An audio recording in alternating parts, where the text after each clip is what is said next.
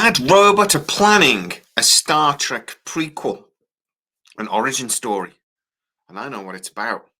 Welcome to SciTrek, your sci-fi TV and movie channel. Now, I'm going to say that this is Bad Robot developing this, not Paramount, as many of the articles in the last couple of weeks have said, and that they are actively developing this, but this project has not been greenlit.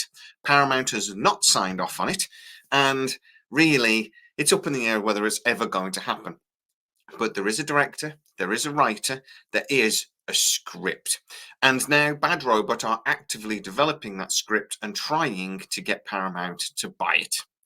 But what is this script? Well, all the Deadline was able to report through their sources was that this was going to be an origin story, a prequel set decades before Star Trek 4. So, what does that actually mean? Well, for one, I've been told that Paramount, when they had initial conversations with Bad Robot over a year ago about potentially making this prequel movie, did state to Bad Robot that it would still have to be within the Kelvin timeline. They made a very clear distinction that between the movies and the cinema, the J.J. Abrams Bad Robot movies, basically, and the television movies and the television projects like Strange New Worlds, etc., still have to exist within separate universes.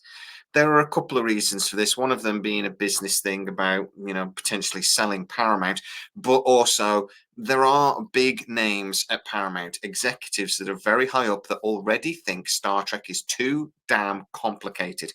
And if we do Star Trek 4, which is, again, a big if, and then they do this movie, this prequel film, it has to exist within the Kelvin timeline, and we will separate the two and keep them separate.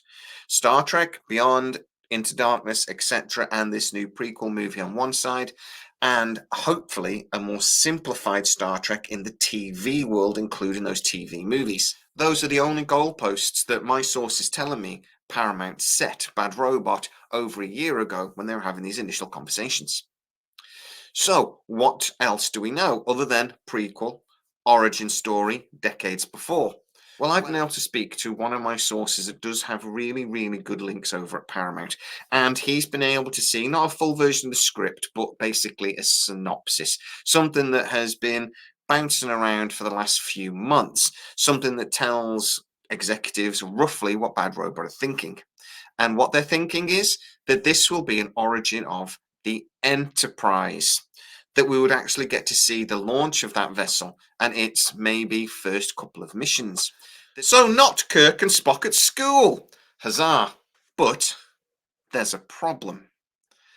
Trekkies, I want you to get into the comments before I carry on.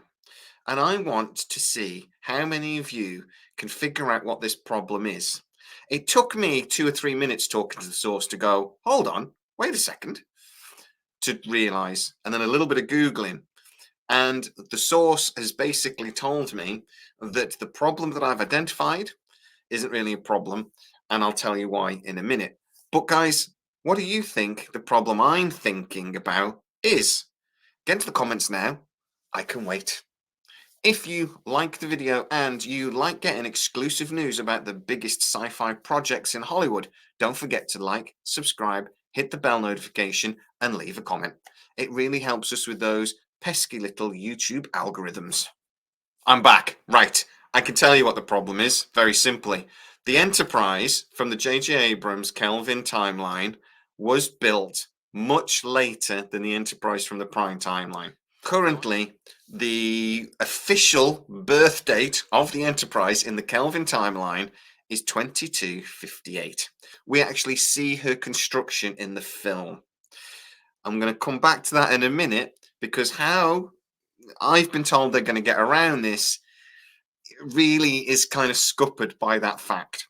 So in the Prime timeline, the Enterprise was actually launched in 2245. Now, that is 8 years after the events of the Kelvin. When the Kelvin was lost at the beginning of the 2009 Star Trek movie, those events happened in 2233.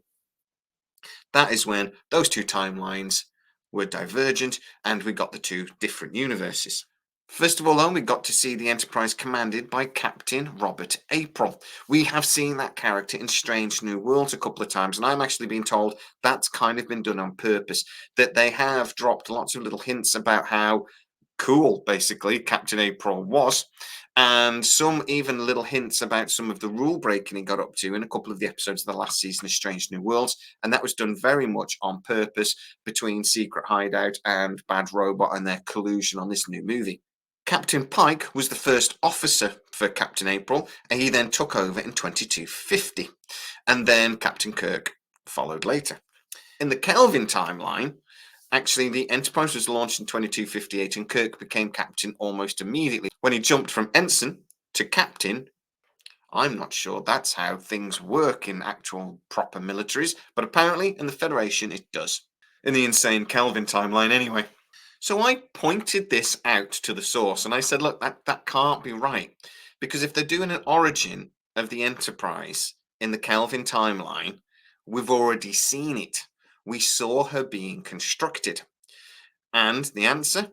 Well, the first answer was, do you really think J.J. Abrams actually gives a crap about that? And I have to go, yeah, no, he doesn't. And for the second one says, they're just going to say it was a refit. They'll just say that actually she wasn't launched in 2258. That was just when she was refit. Very similar to the Prime timeline, when it's a very different Enterprise we see in the movies than what we saw, obviously, in the series, because she had a massive refit. And it's actually the Constitution 2 class. So they would use a similar excuse. The Enterprise we would see in this prequel movie would look similarly different to the one that we then get in the earlier 2009 movies. Now, I'm going to tell you what I think of this. Big sigh. J.J. Abrams doesn't give a crap about Star Trek, and he definitely doesn't give a crap about Trekkies. This film is going to be an origin story of the Enterprise, but it's not really, because he's going to completely change the canon he wrote for the Kelvin universe. And I mean, that's how little he cares about canon. He's even willing to change the canon he came up with and fudge the facts a little bit to make it look like this makes sense.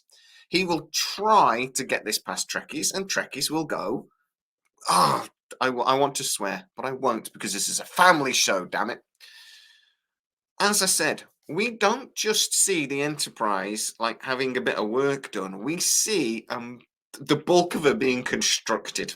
They had the little montage bit, and it's going like a Lego set going together. That's not a refit. So they may just say, well, that was a mistake. Let's not worry about it too much and move on. Do I actually want to see, though, a origin story of the Enterprise? If I ignore all this Kelvin timeline and canon desecration, is this a film I actually want to see? Well, yeah, I kind of do, if I'm honest. I've told you guys a million times before, if you are a regular SciTrekker, that I enjoy the J.J. Abrams movies. They're just not Star Trek. They're good action sci-fi movies, but they're not Star Trek. I want to see an origin movie of the Enterprise. I want to see her getting launched. I would love to see April as captain in some of those missions. Why not? I'm not a big fan of a prequel, but in a movie, you could get away with it. And you can actually reference some of the missions that they did reference in Strange New Worlds. With a little bit of care, because we don't know much about that 5 years when April was the captain, you could do something which shows the launch of one of the most beautiful starships the Federation ever put together without annoying any of us Trekkies that care about canon. It would take very little effort. Also, though, there is a storyline there that actually the Federation was kind of in a Cold War with the Klingons at the time. And actually, the heavy cruiser Constitution class was developed directly as a response to the Klingons developing the Katinga class of heavy warbird. Now, I love the idea of them doing a Cold War-esque style movie when they're actually maybe finding out about this development of a new Klingon warship and the Federation desperately struggling to then come up with an answer. They can actually do something that's really clever here and actually a little bit different for Star Trek, because we could see not just the launch of the Enterprise, but the construction. Because actually, in the Prime timeline, it doesn't just say that April commanded the ship from launch, he oversaw her construction. So that to me just makes my imagination tingle. They could actually do a movie that maybe ends with the launch of the Enterprise. Now, that would be potentially very interesting if it's done well. Now, my confidence levels of a J.J. Abrams movie being done well are low. But let's remember the director of this is Toby Haynes, and he is the guy that directed the recent Andor series. Now, Andor for me, I really enjoyed it. I thought it was a really good series, but it was a bit slow. I do think they needed to pick up the pace a little bit. It was a slow burn, and at times it was painfully slow. But it was a thriller, it was tense, and if you're going to make a movie that is a tense Cold War style sci-fi thriller, he might be the guy to do it. Remembering that J.J. Abrams won't be directing this, he's not involved in writing it, etc., etc. They are just producing it. And if anything, J.J. Abrams knows how to do it's how to make a film look good. So they can deal with all that. They can make it look pretty. A few less lens flares would be great. Get somebody like Toby Haynes directing it, yeah, and get a really interesting writer involved, which they've already done. So this project, if Paramount decided to do it, for me, is interesting.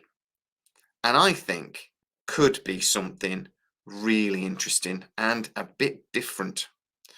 I actually think the Star Trek franchise needs something a bit different. It needs a bit of a kick up the arse and a tense Cold War style, espionage, etc., blah, blah, blah. A film that actually builds up to that big launch and then, it'll have to fly off and do something at the end of the movie, to, make a point of the film. But that could be really, really cool.